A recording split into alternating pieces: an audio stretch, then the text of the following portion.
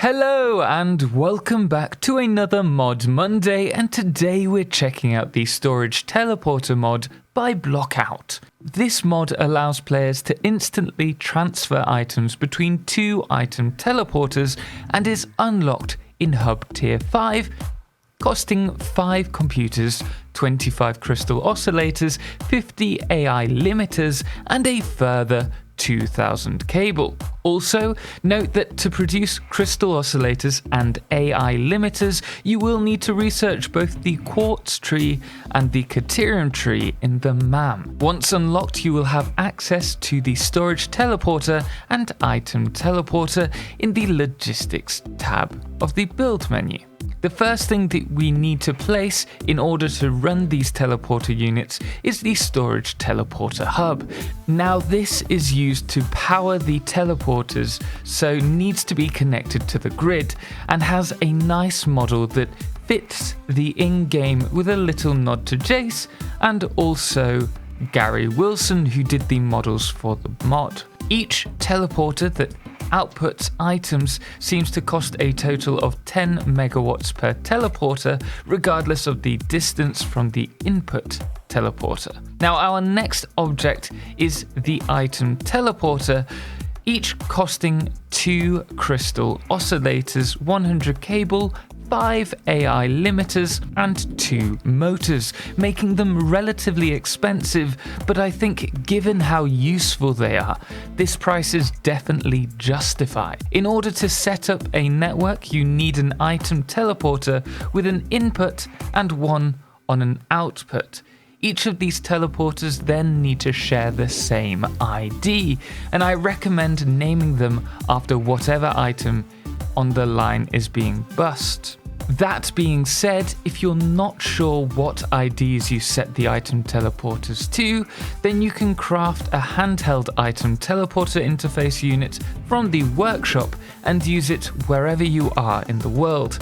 Now this will allow you to find the correct ID regardless of where you are, and entering this ID will allow items to be transported or teleported even from one place to the other with no worry about the distance. This does have its uses, so with them not needing power individually, you can use them to transport items in order to set up a factory from the other side of the world, and this only requires you to have just enough items for building an item teleporter and conveyor and storage unit. You can also teleport ores directly to the factory, making logistics a lot cleaner and easier to organize, and this goes also for any items that you're using within the factory as well. The other benefit that I see to using the teleporter mod is that you can set up multiple teleporters to the same ID, which will allow you to split all inputs between multiple outputs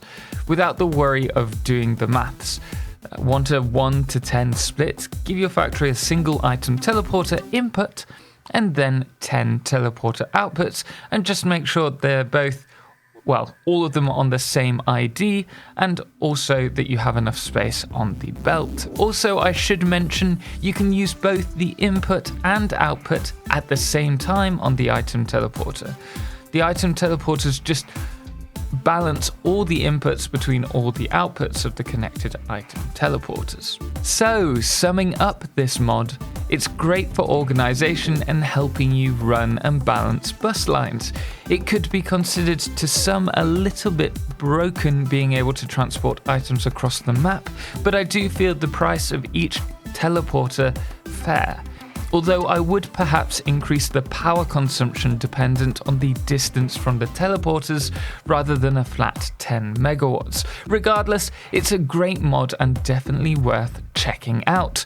And looking over the mod profile, it also seems that Blockout is working on a liquids teleporter, which may help a lot of players who currently struggle with the balancing of liquids, so do keep an eye out for that. Anyway guys, we are going to leave it there. If you did find this spotlight useful, then please do drop a thumbs up, and obviously if you do want to see more, then don't forget to subscribe. Anyway guys, as always, thank you so much for watching, and until next time, Ciao for now. Hello guys. Sorry, I didn't realise you were still here.